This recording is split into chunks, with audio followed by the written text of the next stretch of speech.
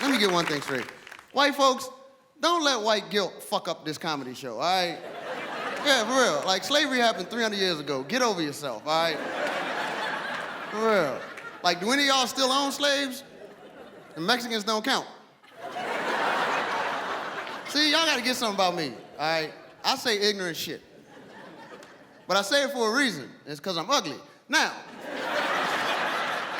ugliness is freedom, though. Ugliness is freedom. Y'all don't know that because half of y'all are good looking. Whatever.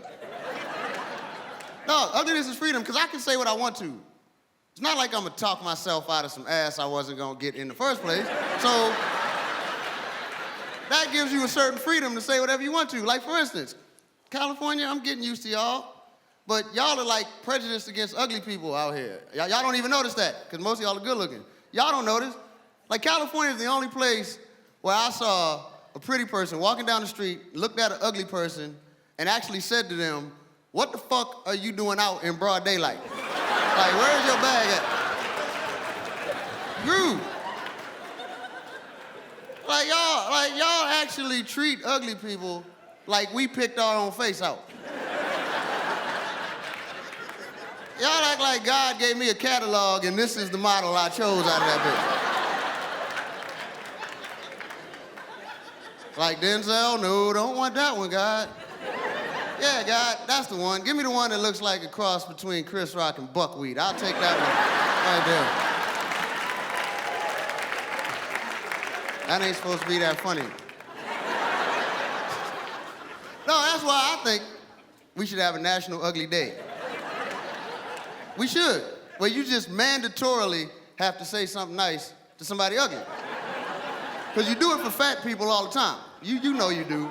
You'll walk up to your fat friend in a heartbeat and be like, "Hey, you're losing a couple pounds." Knowing they just as bloated as they was the day before. When's the last time any of y'all walked up to somebody ugly and was like, "Hey"?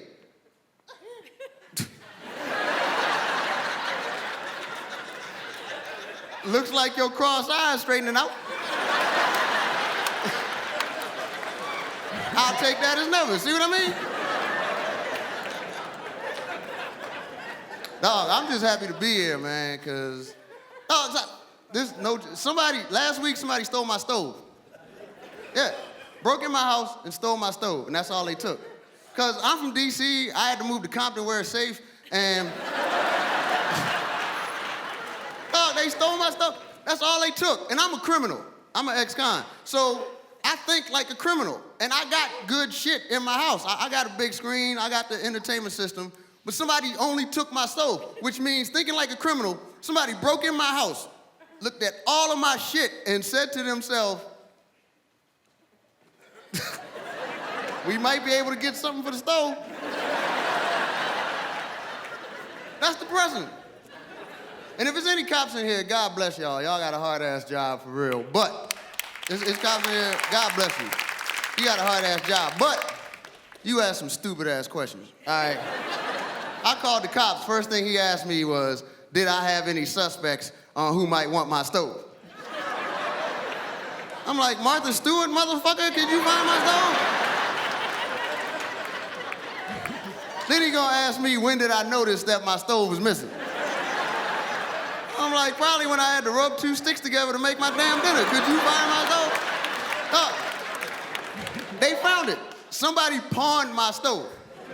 They used their real driver's license to pawn my stove, and that's how they found it. Which pissed me off, because I didn't even know you could pawn a stove in California. If I had known that, I'd have pawned that bitch 2 weeks earlier. He'd have left empty-handed.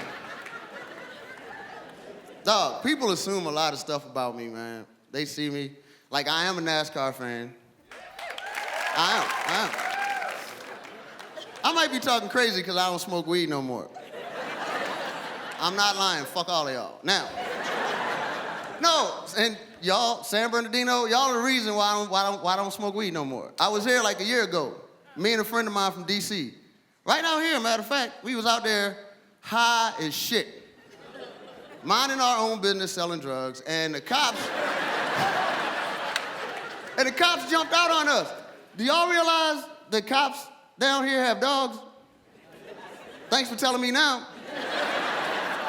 I'm being chased down y'all main street by a cop and a dog, which is not fair, because the dog has 4 fucking legs. Now, we're running, and the cop's dog catches up to my friend and bites him in the leg right here, bites the shit out of him. Now, I was so high, I turned around and laughed at him. That's how I got caught. But anyway, I heard weed gives you the munchies, which must be true, because my friend turned around and bit the dog back. I had to go to court in San Bernardino for this shit. The judge is probably here. Assaulting a police officer. Because if you bite a police dog, that's like biting a human police officer. Yeah, I'm in court, judge mad as hell. He's like, Mr. Wright, why did you bite that officer? I'm like, Your Honor, I didn't bite nobody. But my friend bit a dog. He's like, that's not a dog, that's an officer. I'm like, excuse me, Your Honor. I'm drunk right now. But that's still a fucking dog. How was I supposed to know a dog in San Bernardino is a cop? He didn't have a cape, a badge, a siren, nothing. He just jumped out and started barking. We argued about this shit. We argued, man. Finally, the judge got mad as hell. That dog is an officer, and he should be treated with the respect of any other officer of the law. I'm like, Your Honor, you're absolutely right. But if that's the case, this is gonna be a short trial because that dog didn't read me my rights.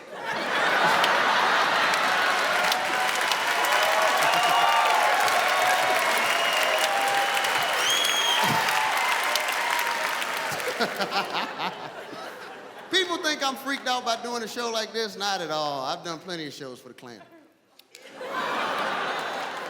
No, I had a show for the Klan. It was accidental because I started comedy in Texas. And I used to work with some comics that people would say are probably Crimson Neck. Yeah. Good. I'm glad y'all got that. Now, I was on their website, and they had my name and not my picture. So when the Klan was looking, because my name is Daryl Wright and not Leroy Jackson. So you can understand how the Klan got confused. So they hired me. And since the check cleared, I did the show. So I get to the place, because comics got to be places early. So I get there, and the guy that hired me was like, who the fuck are you? And I'm like, I'm the comic. And he's like, oh, shit. So he offered to pay me to leave. But as any black person or Mexican person can tell you, I done spent my fucking gas money, so I'm doing this goddamn show. I do the show and they love me. I'm big in the Klan, sweetheart, really. After the show, we all hung out, we had drinks. I learned nigga jokes I did not even know existed. Now, they gave me a Confederate Flag T-shirt. It's all black, and it's got a Confederate flag shirt, a Confederate flag on, and they signed it. They all signed it, like, God bless, you're a funny nigga, all that shit. And I wear it all the time because I earned it. Fuck y'all. Now, moving forward. When I first moved to California, that's when I met John. And like me and him went out to Venice Beach one day just to have lunch and talk and stuff. And I had my Confederate flag shirt on, and John is John.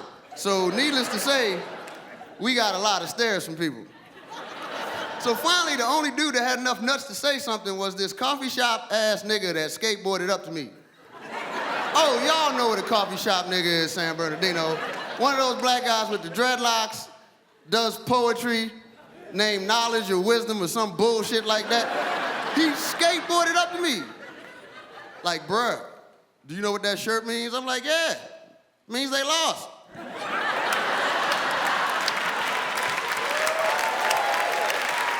This would be kind of awkward had this team won, wouldn't it? I'm like, this is America. I got the right to wear the symbol of a loser if I want to. Bottom line is this. If you can wear a Raiders jersey, I can wear a Confederate flag. Fuck you.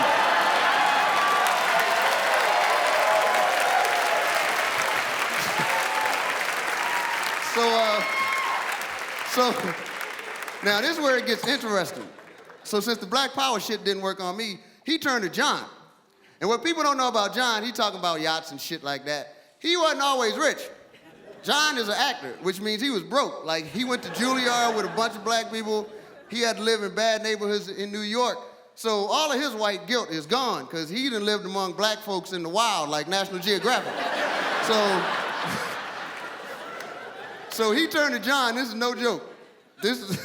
So he turned to John and he was like, hey, white boy, what do you think about this shirt? And John just said, look, man, I just bought this nigga on eBay.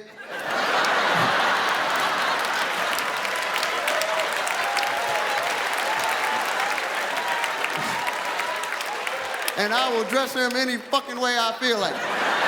Guys, thank you so much. I'm Daryl Wright. Good night. People think that's a joke, but I did perform for the KKK. They were fun as all get out. Like, it was really cool, it was a really good gig, but it was weird, and it's a story that goes along with that. But people think it's a joke. No, that's a true story. It's like a legendary comedy story. So the check cleared. Well, what can I say?